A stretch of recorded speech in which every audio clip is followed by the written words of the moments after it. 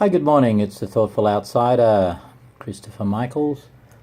I thought I would do a little letter to Mr. Trump, since everybody's talking about it. And even though I'm on the other side of the world in Australia, his decisions will affect us here. So, let me just do this very simply. Point number one. With renewables, if they took away all of the subsidies for coal, oil and gas and applied them to renewables or put them on an equal playing ground, then I think renewables would be a very good source of employment, which he seems to be talking about. And point two, it would be an enormously important source of employment. Now, here is the thing. Most conservatives and others who talk about the cost of renewables and the improvement, the cost of climate change adjustments and adaptability, forget that wherever anyone talks about cost, someone is making money. Basic capitalist principle. You pay money to other people, they pay money on. So, let's think about this. If they were to make the whole car fleet more efficient by putting some rules in about using electricity and Priuses and these combined cars, and so that over the next 30 years you would have to replace the whole car fleet. Already it will probably be replaced in that 30-year period, but you would be asking for the kinds of rules that would do it, which would boost the economy because you'd have to build all these cars.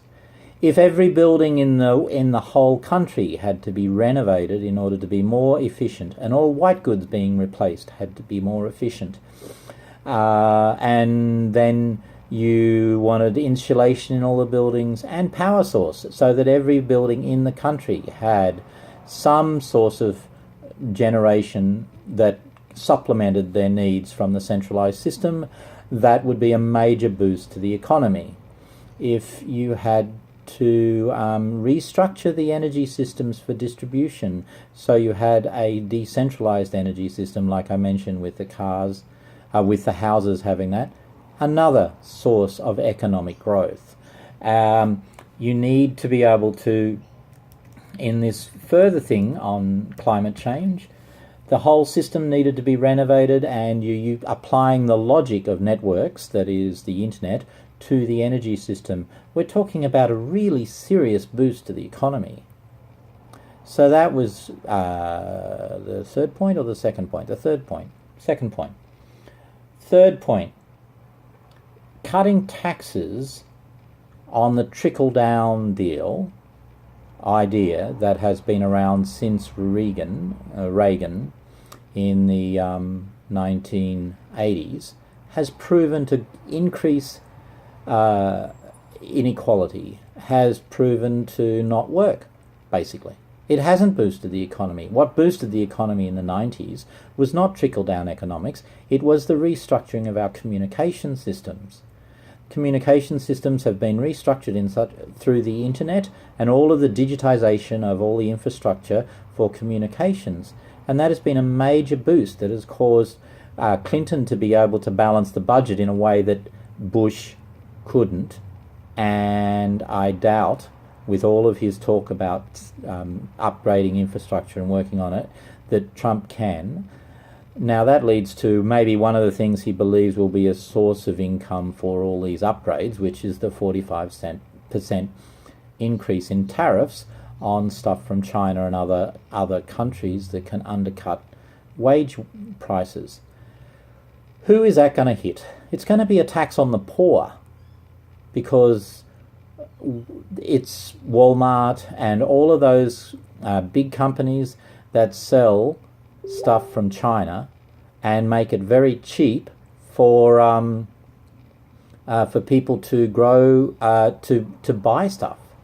And will it generate jobs? Probably not, because already wages in America are so low that you've got people working in Walmart and all over the place at the lowest level of jobs, and they need government support with food stamps and stuff like that in order to be able to live and feed their families, and they're working full-time, possibly 60 hours a week, in order to try and just cover the expenses of living in a Western country. You can't really lower wages any further because in order to be able to compete with China. Even with a 45% increase, we're talking about $2 shops where it'll go up to $2.50, no, sorry, $3 to buy something instead of $2. And there's a whole range of stuff like that where the very cheap shit that we're getting from China will go up by 50%. Whoop-de-doo. It's not going to really affect the price that much for people with money. It will affect the prices for people like who are poorer, and they will be the ones that will suffer. So, and the other, I've mentioned all the trickle-down stuff, so I think I've covered what I'm going to say today. Anyway, I don't think Mr. Trump will ever likely get this or understand it, but maybe if you're doing some research on these things, you might come across it. And I hope you have a great day, and I just hope you can think clearly through these issues, especially if you were a Trump supporter, because I think the people who will suffer most are the people who voted for him. Thank you.